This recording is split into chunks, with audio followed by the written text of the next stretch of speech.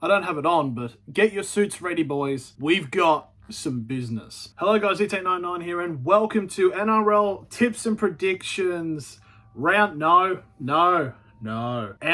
Finals Week 1. 9 teams have gone out of the equation. Now we've got the big boys. 2 teams will see themselves immediately go to the prelim final and host the preliminary final, whilst 2 teams will have their finals dreams crushed. Opening match, Friday, 7:50 p.m. at Suncorp Stadium.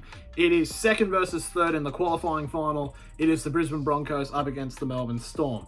Of course, last week, the battle of the reserve teams, but Melbourne once again proving that they can beat Brisbane. It's I think it's about 14 matches in a row that the Storm have been able to beat Brisbane, but now, obviously, all the players are going to come back, so it's really weird. Brisbane resting pretty much everybody, especially because if they won, they would have won the minor premiership. But I don't know, maybe they're avoiding the wires. Who knows? Because I would. But the Storm in that game showed really well. Pappenhausen's not quite back to his form just yet, but he did get a try. He played a full match, so it's very good progress. Gotta say, Farlogo, what a debut. And also Grant Anderson, Central Newcastle boy. Happy for him. But the question is, I don't really think both of them are going to play. I think Farlogo might be on the bench. Don't know about Anderson. Would be nice to see. But in terms of this game, currently Brisbane are favourites still with this sort of curse put on, but they can't get over Melbourne. I think this is going to be, I think all the matches this round are going to be an actually excellent match. I think, again, I know it bit me last week because I did tip Brisbane to beat Melbourne to win the minor premiership. I've got to probably say Brisbane to win here. It's okay, now both teams are going to get full strength, but I think Brisbane's full strength team is better.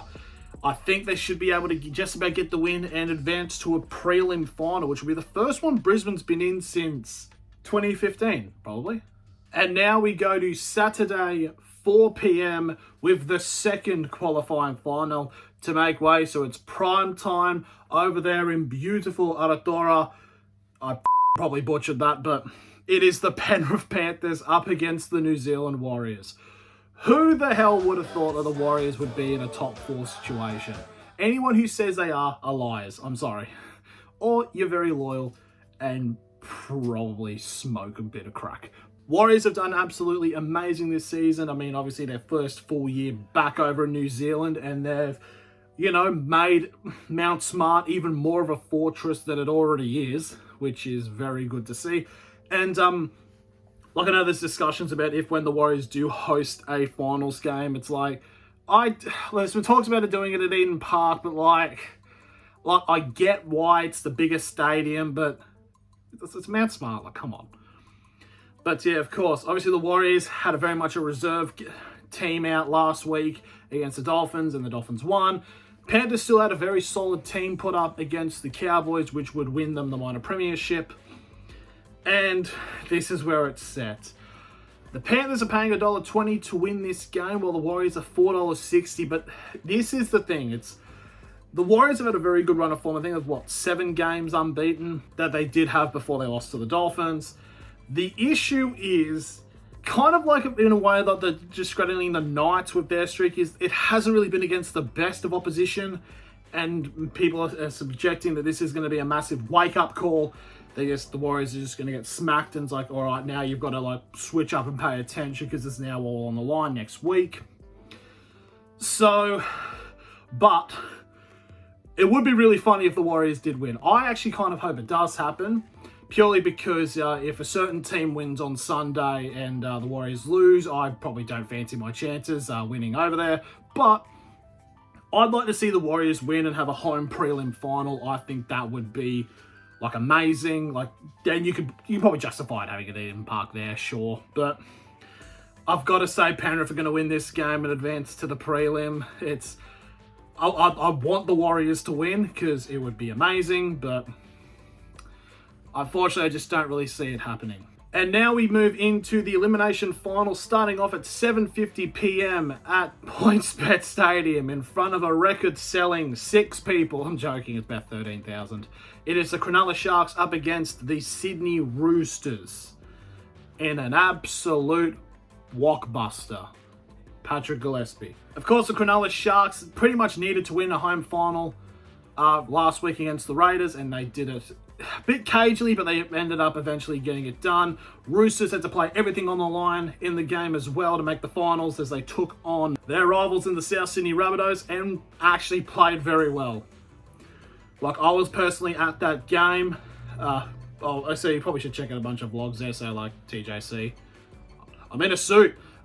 Pretty much this is a game that is as even as possible. No one knows what's going to happen. It is literally the Sharks are favourites by 2 cents. That is how incredibly even this match is. And it's going to be hard. Obviously, the Sharks would want to bounce back from what happened last year where they got done in straight sets after coming second. Roosters obviously want to do a bit better than they did last year when they lost their elimination final to South Sydney. But they got their revenge last week. And this is the kind of thinking is of them beating the Rabbitohs is, did the Roosters just play their grand final? And it's like they rock in and then the Sharks just swap them off the floor. But I think this is going to be, I feel like if any game is going to go to extra time, this is the game. But I'm going to say the Roosters will win. Roosters will win and they will advance to play. It'll be either Brisbane or the Storm in the semi-final. So from my predictions, it would be Melbourne Roosters semi-final. Sunday afternoon, McDonald Jones Stadium. It is the Newcastle Knights against the Canberra Raiders in the Knights' first home final in 17 years. And boy, they've earned it. Obviously, about round 15, the Newcastle Knights were in the bottom 4. It's like, as soon as kind of Oppenheimer came out, Adam O'Brien watched that and started thinking about the script, the Bhagavad Gita, Vishu showing his power and stating, "Now I become death, the destroyer of worlds." Because ever since round 15, the Knights have gone and won 9 straight games, which we have not done since 1995. We have players playing as good as football as possible, even when we've had players out. Like, we had Ponga and Hastings out. We had Hastings out for the Rabbitohs and Roosters game, as well as the Dragons game. We won them, not really comfortably, but sort of. We had Ponga out for the Sharks game, and I thought that was when the streak was going to end. But then they just came and blitzed them in the second half. The Canberra Raiders, but it's obviously, it's just a great, I'm just happy that as long as they win this final, I'll be happy. I don't care what happens. Because, oh God, I'm worried for week 2. Obviously, the Canberra Raiders have just about snuck into the 8 because of the North Queensland Cowboys losing to Penrith.